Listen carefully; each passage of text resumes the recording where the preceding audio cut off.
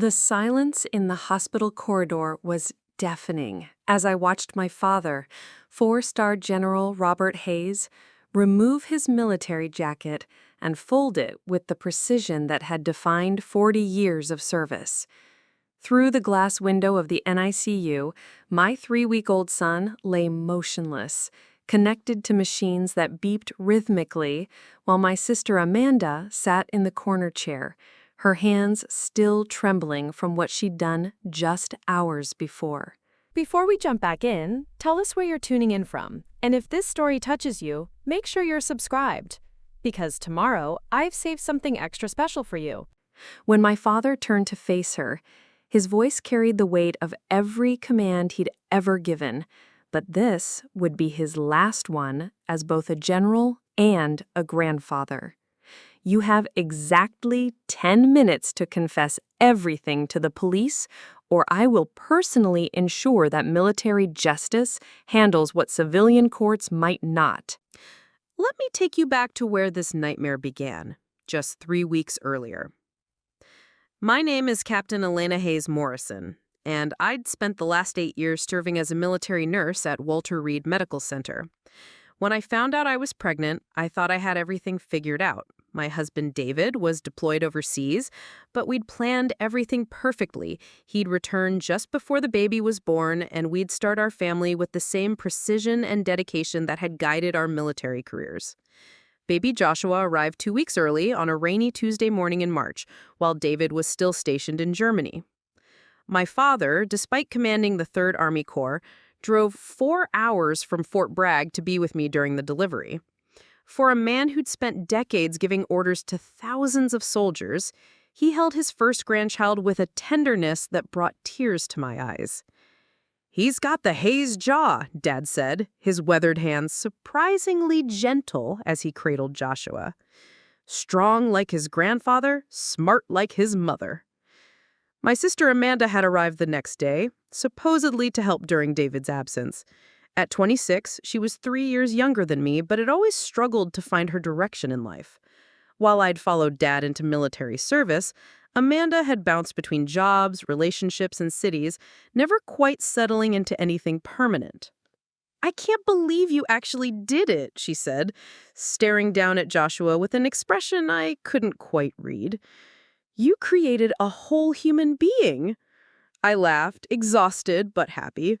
"We all were created the same way, Amanda."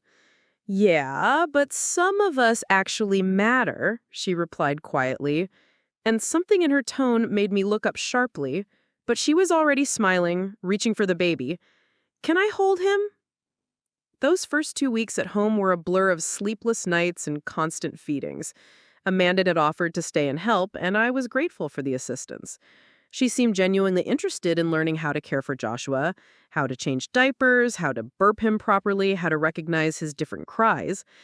Dad visited every few days when his schedule permitted, bringing groceries and sitting with Joshua while I caught brief naps. During one visit, he pulled me aside in the kitchen. "How's Amanda really doing with the baby?" he asked, his sharp blue eyes studying my face. "She's been helpful," I said, though something in his question made me pause. "Why do you ask?" "Military instinct," he replied simply. "Sometimes people volunteer for duties they're not equipped to handle. Just keep your eyes open, Elena." I should have listened to that instinct. I should have trusted the man who'd spent 40 years reading people and situations with tactical precision. But Amanda was my sister, and I wanted to believe that helping with Joshua was finally giving her the purpose she'd been searching for. The morning everything changed started like any other. Joshua had been fussing more than usual, and I was running on 3 hours of sleep when Amanda offered to take the early morning shift so I could rest. It was 6:47 a.m. when the screaming stopped. I'd been dozing fitfully in my bedroom when Joshua's cries had begun around 6 o'clock, the usual morning feeding routine that had become as predictable as military reveille. Amanda had knocked softly on my door, whispering that she'd handle it so I could sleep another hour. Grateful beyond words, I'd mumbled my thanks and pulled the pillow over my head. But something about the sudden silence jolted me awake with the kind of instant alertness I'd learned during night shifts in the trauma ward. Babies don't just stop crying abruptly, especially not Joshua, who had the lung capacity of a future drill sergeant. I sat up in bed, straining to hear something, anything, from the nursery down the hall. The house felt eerily quiet, lacking even the normal sounds of Amanda moving around, talking softly to the baby, or running water for a bottle. "Amanda?" I called out, my voice echoing strangely in the silence. No response. I slipped out of bed and padded barefoot down the hallway, my nursing instincts already on high alert. The nursery door was slightly ajar, and I could see Amanda standing with her back to me, completely motionless. Joshua was nowhere to be seen. "Hey, is everything okay?" I pushed the door open wider and stepped inside. Amanda spun around, and the expression on her face made my blood freeze. Her eyes were wide, pupils dilated, and there was something wild and desperate in her features that I'd never seen before. In her arms, Joshua lay unnaturally still, his tiny face a pale blue-gray color that every medical professional recognizes immediately. "He wouldn't stop crying," Amanda said, her voice flat and emotionless. "I tried everything, but he just kept screaming and screaming, so I made him stop." The world tilted sideways. I lunged forward, snatching Joshua from her arms with hands that somehow remained steady despite my entire body shaking. His little body was limp, unresponsive, but I could feel a faint pulse at his neck. Weak, but present. "What did you do?" I whispered, already moving toward the phone while cradling my son. "He shook him," Amanda said simply, as if discussing the weather. "Just like you shake a bottle to mix it up. He was being so loud, Elena. So demanding. Everything is always about him now, isn't it? Poor little Elena, so tired from her perfect baby. Poor little Elena needs help with her perfect life." I was already dialing 911, my medical training overriding the shock and horror. "This is Captain Elena Hayes Morrison. I need an ambulance immediately. Infant, 3 weeks old, possible shaken baby syndrome. Address is 4847 Maple Ridge Drive." As I gave the dispatcher details, I watched Amanda with growing disbelief. She wasn't crying, wasn't showing any remorse or panic. Instead, she was straightening the nursery, folding Joshua's blankets with careful precision as if nothing catastrophic had just happened. "Amanda, what have you done?" I asked her after hanging up with emergency services. "Do you understand what you've done?" She looked at me with cold eyes that belonged to a stranger. "I solved the problem. He was crying. Now he's not. You should be thanking me." "Thanking you?" The words came out as a strangled scream. "You may have killed my baby." "Oh, please," Amanda rolled her eyes. "Don't be so dramatic. Babies are tougher than people think. He'll be fine, and maybe now he'll learn to be quieter." The casual cruelty in her voice was more terrifying than any enemy fire I'd faced during my deployment in Afghanistan. This wasn't my sister. This was someone who had deliberately harmed an innocent child and felt justified in doing so. I could hear sirens approaching in the distance, but they seemed impossibly far away. Joshua remained limp in my arms, breathing shallowly, his eyes unfocused and vacant. Every second that passed increased the likelihood of permanent brain damage or worse. "You need to tell the paramedics exactly what you did," I said, my voice taking on the authoritative tone I used in medical emergencies. "They need to know how hard you shook him, for how long, so they can treat him properly." She shrugged. "I don't remember exactly. Long enough." As the ambulance pulled into our driveway, I made a decision that would change everything. I pulled out my phone and called the one person whose judgment I trusted above all others, the man who had taught me that duty and honor meant protecting those who couldn't protect themselves. "Dad," I said when he answered on the first ring, "I need you to come to Mercy General Hospital immediately. Amanda hurt Joshua. She hurt him badly." Preparing and narrating this story took us a lot of time, so if you are enjoying it, subscribe to our channel. It means a lot to us. Now back to the story. The emergency room at Mercy General became a blur of controlled chaos as medical personnel swarmed around Joshua's tiny form. I watched from the corner, my military training keeping me functional while my heart shattered with each passing minute. Dr. Sarah Chen, the pediatric neurologist, emerged from the trauma bay with an expression that confirmed my worst fears. "Captain Morrison," she said, pulling me aside, "we need to discuss Joshua's condition. The CT scan shows significant brain swelling consistent with shaken baby syndrome. We're seeing subdural hematomas and retinal hemorrhaging. The medical terminology felt like bullets hitting my chest. I knew exactly what those words meant. My son's brain was bleeding, swelling inside his tiny skull with potentially devastating consequences. "What's his prognosis?" I managed to ask, though I dreaded the answer.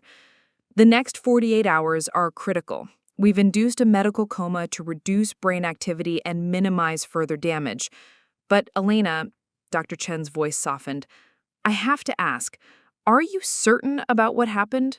The injuries are severe and very specific to violent shaking." Before I could respond, my father's voice cut through the hospital noise like a command echoing across a parade ground. "Where is my grandson?" General Robert Hayes strode through the emergency department doors, still wearing his dress uniform, 4 stars gleaming on his shoulders. At 62, he commanded respect simply by existing in a space. Nurses stepped aside instinctively, and even Dr. Chen straightened her posture. "Dad," I said, my voice breaking for the first time since this nightmare began. Amanda shook him. She shook Joshua until he stopped crying. My father's expression didn't change, but something dangerous flickered behind his steel-gray eyes. "Where is Amanda?" "She rode in the ambulance. She's in the waiting room acting like nothing happened." Dad nodded once, a sharp military acknowledgement. "Show me my grandson first, then we deal with Amanda." In the NICU, watching my father look down at Joshua, connected to ventilators and monitors, I saw something I'd never witnessed in 40 years.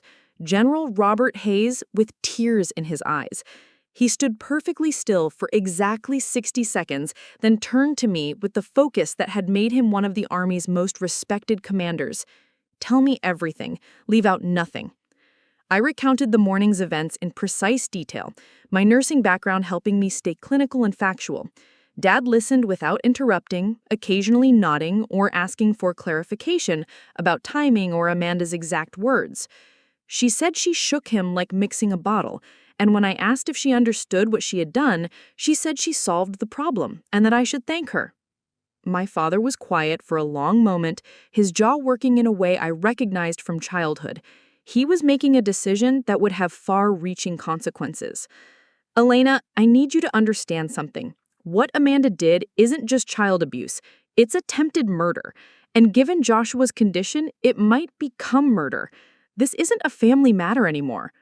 "I know, Dad, but she's still my sister." "No." His voice carried the weight of absolute authority. "She stopped being your sister the moment she chose to harm an innocent child.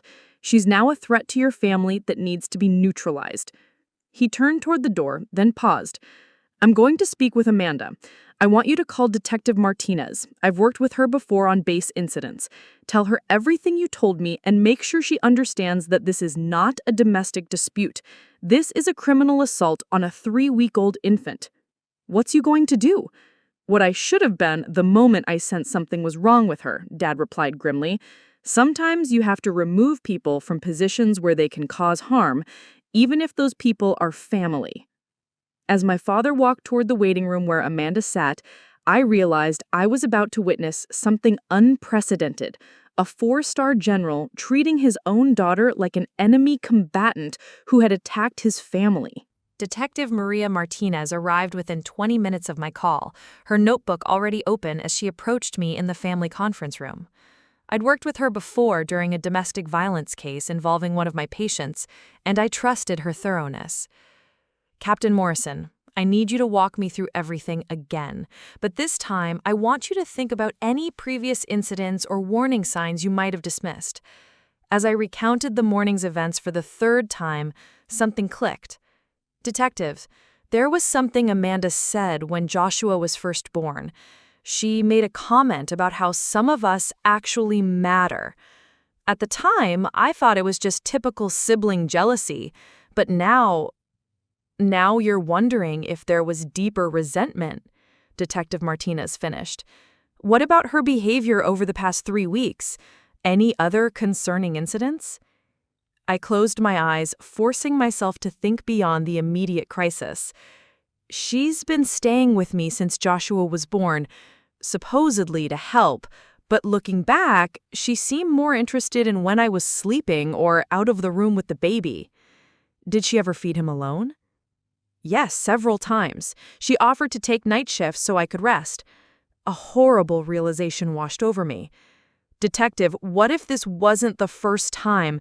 What if she's been hurting him gradually and I didn't notice because I was so sleep deprived? Detective Martinez made notes rapidly. We'll need Dr. Chen to examine Joshua for any signs of previous injuries. Often with shaken baby syndrome, there's evidence of escalating abuse. Before I could respond, raised voices echoed from the waiting room. Through the glass doors, I could see my father standing over Amanda, who remained seated with that same eerie calm she'd displayed all morning. I think we should, Detective Martinez began, but she was interrupted by my father's voice carrying clearly through the corridor. Stand up when I'm talking to you, Amanda.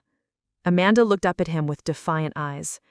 I'm not one of your soldiers, Dad. You can't order me around. You're right. My soldiers have honor. They protect the innocent. They would never harm a defenseless child. Detective Martinez and I moved closer to observe the confrontation. Dad's military bearing was rigid, controlled, but I could see the fury burning beneath his composed exterior. Amanda, I've spent 40 years learning to read people, to assess threats, to neutralize dangers before they escalate. You know what I see when I look at you right now? What? Amanda's voice carried a mocking tone that made me flinch. I see someone who feels no remorse for nearly killing an innocent baby. Someone who's sitting here making excuses instead of begging for forgiveness. Someone who represents a clear and present danger to my family. Amanda stood up abruptly. Oh, please, you always were dramatic. It's not like I threw him down the stairs. I just shook him a little to make him quiet. Babies cry all the time. It's annoying. The casual way she dismissed what she'd done sent chills through everyone within earshot. Detective Martinez stepped forward, but Dad held up a hand to stop her. Amanda, in my military career, I've had to make difficult decisions about people who posed a threat to others. I've had to remove officers who couldn't be trusted, discharge soldiers who endangered their units, and recommend court-martials for those who violated their oaths. So, this is me relieving you of duty as Joshua's aunt, as Elena's sister, and as my daughter. You're officially a hostile entity who has attacked my family. Dad's words hung in the air like a final judgment. In his world, there were no gray areas when it came to protecting innocent lives. Amanda had crossed a line that couldn't be uncrossed. You can't disown me, Amanda said, but for the first time, uncertainty crept into her voice. Watch me, Dad replied. Then he turned to Detective Martinez. What do you need from me to ensure this person never has access to my grandson again? Dr. Chen's examination results hit me like a physical blow. She pulled me into a private consultation room, her face grave as she spread out medical images and charts across the table. Elena, I need you to prepare yourself for what I'm about to tell you, she began, her voice gentle but clinical. The additional scans we performed revealed evidence of previous trauma. Joshua has older subdural hematomas, healed bleeding around his brain, that are consistent with multiple episodes of violent shaking. The room seemed to spin around me. Multiple episodes? You're saying Amanda has been hurting him before today? The evidence suggests at least 2, possibly 3 separate incidents over the past 3 weeks. The older injuries show various stages of healing.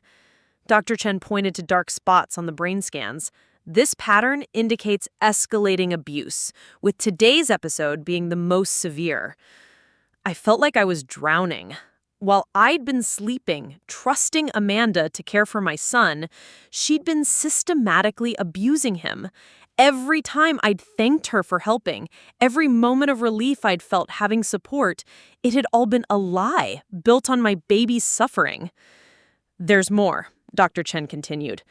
The severity of today's injuries has caused significant brain swelling. We're looking at potential permanent neurological damage.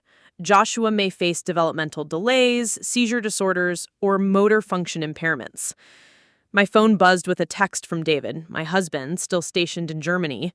Got your message. Emergency leave approved. Flying out tonight. How bad is it? How could I even begin to explain that our 3-week-old son might never be the same because my own sister had been torturing him while I slept? Detective Martinez entered the consultation room, her expression grim. Captain Morrison, we have a problem. Amanda is requesting to leave the hospital. She claims she has no legal obligation to stay, and without formal charges filed yet, we can't hold her. She can't leave, I said, standing up so quickly my chair toppled backward. She'll disappear. She'll run, and we'll never get justice for Joshua. I understand their concern, but we need more time to build a case. The medical evidence is strong, but we need witness statements, your formal testimony, and... She was interrupted by Dad's voice over the hospital intercom. Amanda Hayes, report to the main lobby immediately. This is not a request. Detective Martinez and I exchanged glances. That doesn't sound like a suggestion, she muttered.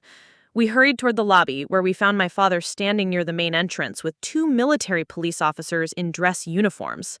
Amanda was approaching with visible reluctance, probably wondering why MPs were at a civilian hospital.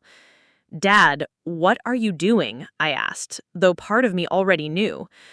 Ensuring Amanda doesn't leave this facility until proper charges are filed, he replied, without taking his eyes off my sister. Sergeant Phillips, please explain the situation. One of the MPs stepped forward. Ma'am, we've been informed that a military dependent has committed assault against a military service member's child.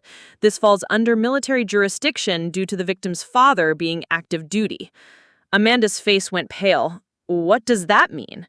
It means, Dad said, his voice carrying the authority of 40 decades in command, that while Detective Martinez builds her civil case, you're also facing military justice charges. And unlike civilian courts, military justice doesn't require lengthy investigations or grand jury proceedings. You can't do this to me, Amanda protested. I'm not in the military. You have no authority over me. Wrong, Dad replied coldly. As a dependent receiving military benefits, living on base property during your stays with Elena, you fall under the Uniform Code of Military Justice, and what you did to Joshua constitutes assault on a military family member. Detective Martinez looked impressed, despite the unusual circumstances. General Hayes, this is highly irregular. So is attempting to murder a 3-week-old baby, Dad replied.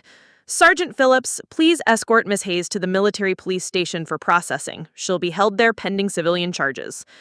Amanda's composure finally cracked. Elena, you can't let him do this. I'm your sister. I was trying to help you. Help me? The words exploded out of me with 3 weeks of suppressed exhaustion and pain. You've been torturing my baby for weeks. Every time I thanked you for helping, you were hurting him. He was crying all the time. You were tired. I was solving the problem. By nearly killing my son? My voice echoed through the hospital lobby, drawing stares from other families. Do you understand that Joshua may never be normal because of what you did? Amanda's face twisted with something ugly and resentful. Maybe that's better. Maybe now you'll understand what it's like to have an imperfect life instead of everything handed to you. The casual cruelty in her words silenced everyone within earshot. This wasn't mental illness or a moment of poor judgment. This was deliberate malice against an innocent child. Within hours of Amanda's arrest, my father had transformed the hospital family conference room into what looked like a military command center. Maps, legal documents, and contact lists covered every surface, while he coordinated with an efficiency that reminded me why he'd risen to 4-star rank. Elena, I need you to focus on Joshua's medical care, Dad said, hanging up from what seemed like his 20th phone call. Everything else is handled. Everything else turned out to be more comprehensive than I could have imagined. Dad had contacted Colonel Sarah Richardson, the Army's top JAG attorney, who was driving down from Fort Bragg. He'd arranged for Dr. Michael Torres, a pediatric neurologist from Johns Hopkins, to consult on Joshua's case. and somehow he'd managed to expedite David's emergency leave from Germany. My husband would be home within 18 hours instead of the usual 3 days. "Sir," Detective Martinez said, reviewing the growing stack of evidence, "this is the most thoroughly documented child abuse case I've handled. The medical records alone would secure a conviction." Dr. Chen had provided detailed reports showing the pattern of escalating abuse. The older subdural hematomas told a story of systematic torture that made my stomach turn. Social services had photographed Amanda's living space in my home, documenting baby care books with highlighted sections about stopping excessive crying and disturbing internet search history on her laptop. "There's something else," Detective Martinez continued, looking uncomfortable. "We found text messages between Amanda and her ex-boyfriend from 2 weeks ago. She was complaining about being stuck playing babysitter to Elena's perfect life and mentioned that babies needed to learn respect early." The casual cruelty in those messages felt like another violation. While I'd been grateful for her help, Amanda had been documenting her resentment and planning escalating abuse.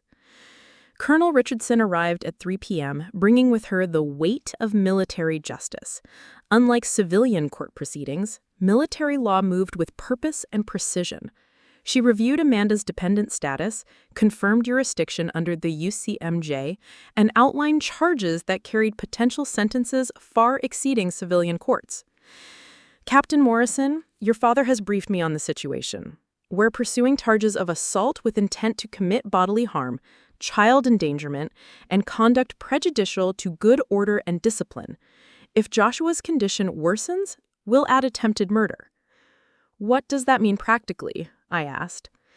"It means Amanda will face a general court-martial in addition to civilian charges. Military justice doesn't mess around with crimes against military families, especially crimes against children." Dad's phone rang again.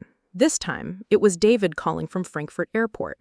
My father stepped outside to brief my husband on Joshua's condition and Amanda's arrest, his voice carrying the same tone he'd used to inform a commander about casualties in his unit. Dr. Torres arrived from Johns Hopkins carrying a reputation as one of the nation's leading experts in pediatric brain trauma.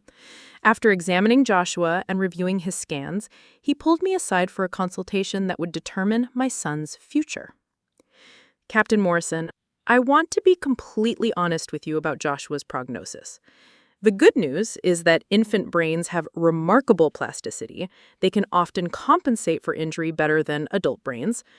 However, the extent of the damage means we're looking at a long road ahead." "What kind of challenges?" I asked, though I dreaded the answer. "Possibly developmental delays, motor function issues, potential seizure disorders. He'll need extensive physical therapy, occupational therapy, and careful monitoring throughout his childhood." I felt Dad's hand on my shoulder. He'd returned from his call with David. "What do you need from us, doctor?" he asked. "Time, patience, and the best support network possible. This child will require specialized care for years, possibly his entire life." Dad's expression hardened with resolve. "He'll have whatever he needs, and the person responsible for this will face every consequence the law allows." As if summoned by his words, Detective Martinez appeared with an update. "General Hayes, Amanda has been formally charged with aggravated child abuse and attempted murder. The prosecutor is seeking no bail given the severity of the injuries and flight risk." "Good," Dad replied simply. "What's next?" "We need Elena's formal statement for the record, medical testimony from both doctors, and character witnesses for Joshua's impact statement." I looked around the room at the network of support my father had assembled in less than 12 hours. Legal experts, medical specialists, law enforcement professionals, all working together to ensure Amanda faced justice and Joshua received the best possible care. For the first time since this nightmare began, I felt like we might actually survive it. David arrived Mercy General at 2:30 a.m., still wearing his military fatigues from the flight. I watched my husband's face as he saw our son for the first time since the attack, tubes, wires, and monitors surrounding Joshua's tiny form. His jaw clenched with the same controlled fury I'd seen on Dad's face, but when he touched Joshua's small hand, His gentleness reminded me why I'd fallen in love with him. "Elena," he whispered, "I'm so sorry I wasn't here to protect you both." "You couldn't have known," I replied, though part of me had been thinking the same thing. If David hadn't been deployed, would Amanda have dared to hurt Joshua? Dad approached us with Colonel Richardson and Detective Martinez. "David, we need to discuss strategy. Amanda's preliminary hearing is tomorrow, and we need to ensure she doesn't get bail." "What do you need from me?" David asked, his voice steady despite the exhaustion in his eyes. "Your testimony about Amanda's behavior when Joshua was born, any concerns you might have expressed to Elena, and your assessment, as Joshua's father, about the impact of these injuries." What followed was the most difficult conversation of my marriage. David and I sat with the legal team, going through every interaction with Amanda, every moment that might have been a warning sign we'd missed.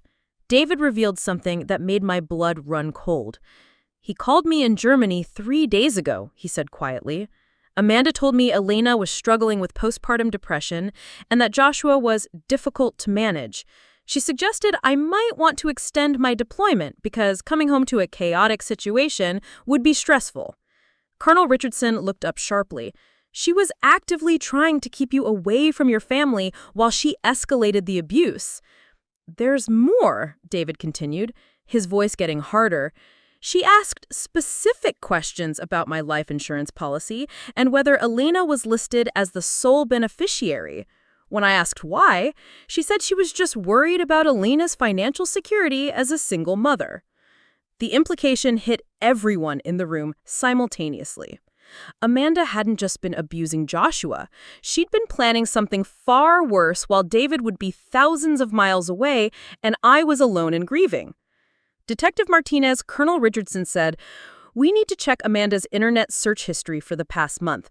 This may have been premeditated attempted murder, not just abuse." As the legal team worked through the night building their case, I sat with Joshua in the NICU, watching his chest rise and fall with mechanical precision. Dr. Torres had reduced the sedation slightly, and sometimes Joshua's eyes would flutter open, though he couldn't focus on anything yet.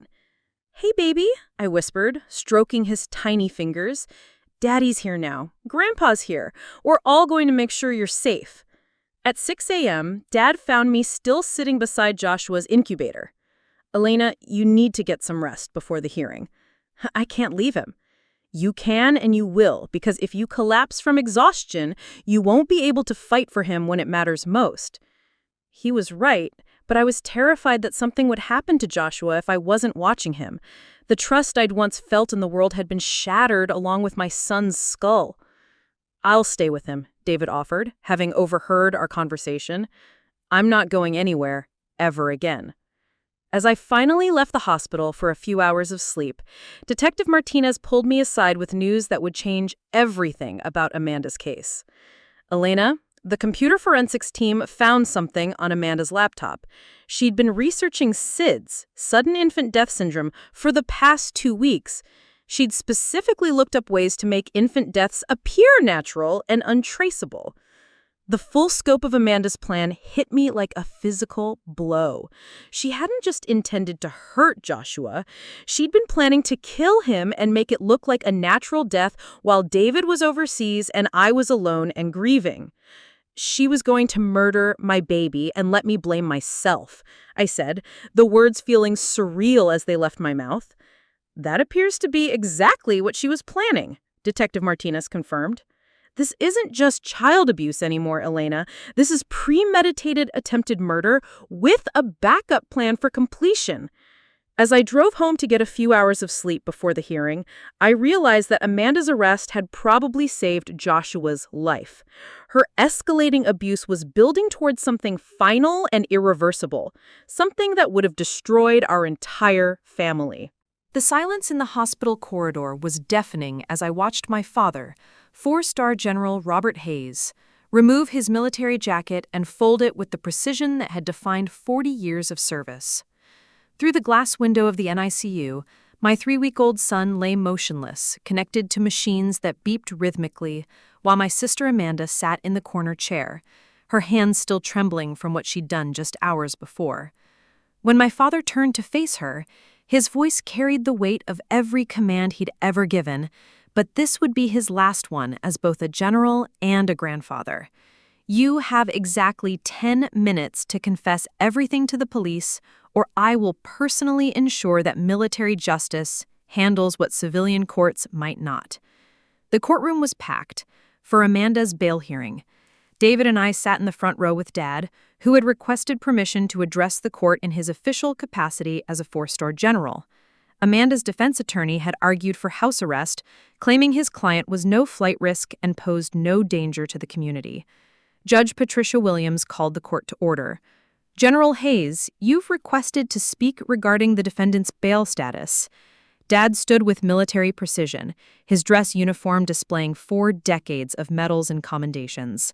Your Honor, I stand before you not just as the victim's grandfather, but as someone who has spent 40 years assessing threats and protecting innocent lives. He walked to the center of the courtroom, his voice carrying the authority that had commanded armies. The defendant systematically tortured my 3-week-old grandson for 3 weeks while his mother trusted her to provide care. Computer evidence shows she researched methods to kill infants and make their deaths appear natural. Amanda shifted uncomfortably at the defendant's table, her lawyer placing a restraining hand on her arm. Your Honor, Dad continued, in my military career, I've encountered enemy combatants who showed more honor and restraint than the defendant has shown toward a helpless infant. She represents a clear and present danger to any child in her vicinity. Judge Williams looked at the evidence presented. General Hayes, your grandson's medical reports are indeed horrific. Dr. Chen, please summarize Joshua's current condition for the court. Dr. Chen stood from the gallery. Your Honor, Joshua Morrison suffered multiple episodes of violent shaking over 3 weeks, culminating in severe brain trauma. He faces potential lifelong disabilities, including developmental delays, seizure disorders, and motor function impairments. And Dr. Torres, what is your professional assessment of these injuries? Dr. Torres, the Johns Hopkins specialist, addressed the court. Your Honor, these injuries are consistent with the most severe cases of shaken baby syndrome I've encountered. The pattern indicates escalating abuse with clear intent to cause maximum harm. Judge Williams turned to Amanda. Ms. Hayes, do you wish to address the court? Amanda stood slowly, her composure finally cracking under the weight of the evidence and her father's condemnation. Your Honor, I was trying to help. The baby wouldn't stop crying, and Elena was so tired. I just wanted to make things better. By researching infant death methods? Judge Williams asked sharply. Amanda's silence spoke volumes. Dad requested permission to speak once more. Your Honor, 40 years ago, I took an oath to protect and defend innocent lives. Today, I'm asking this court to ensure the defendant never has the opportunity to harm another child. Judge Williams announced her decision. Bail is denied. The defendant will remain in custody pending trial. As the bailiff led Amanda away, she turned to look at our family one last time. Dad's expression remained stone cold, the look of a commander who had just neutralized a threat to his unit. 6 months later, Amanda was sentenced to 25 years in federal prison for attempted murder and aggravated child abuse. The military court-martial added another 15 years for assault on a military family member. She would serve 40 years total, longer than many murderers. Judge Williams had been particularly harsh during sentencing. The defendant showed premeditation, escalation, and complete lack of remorse for torturing an innocent infant. This court finds her actions represent the most heinous form of child abuse. Amanda never apologized. Even at sentencing, she maintained that she was helping by trying to make Joshua less demanding. The complete absence of remorse confirmed what Dad had recognized from the beginning. She was dangerous and would always be dangerous. Joshua's recovery exceeded all expectations. Dr. Torres called it remarkable neuroplasticity. His infant brain had compensated for much of the damage. He still faced challenges with motor skills and would need therapy throughout childhood, but he was alive, alert, and developing normally in most areas. David transferred to a stateside assignment, refusing any deployments that would take him away from his family. We bought a house near Walter Reed so Joshua could receive the best ongoing care. Dad retired from the Army after 42 years of service, his final act being the protection of his grandson. He moved closer to us, becoming Joshua's fierce guardian and advocate. The trust we'd lost was slowly rebuilding, but we'd learned to protect what mattered most with the vigilance it deserved. 3 years later, I watched Joshua take his first independent steps across our living room, reaching for his grandfather with a huge smile. The doctor said he might never walk normally, but here he is, determined, resilient, and perfect. Dad catches him in a gentle embrace, both of them laughing. "That's my soldier," he says, his voice thick with emotion. I've started a foundation called Joshua's Warriors that helps military families recognize and prevent child abuse. Using our story, we've educated thousands of parents and caregivers about the warning signs we missed. Dad speaks at military bases about protecting family members from internal threats. Sometimes the enemy isn't foreign. David and I work together running the foundation while I continue nursing part-time. We've helped identify and stop 12 cases of potential child abuse through our awareness programs. Each family we save feels like honoring Joshua's suffering and our family's strength. The trust that Amanda shattered has been rebuilt on stronger foundations. We've learned that protection doesn't mean suspicion, it means vigilance guided by love and wisdom.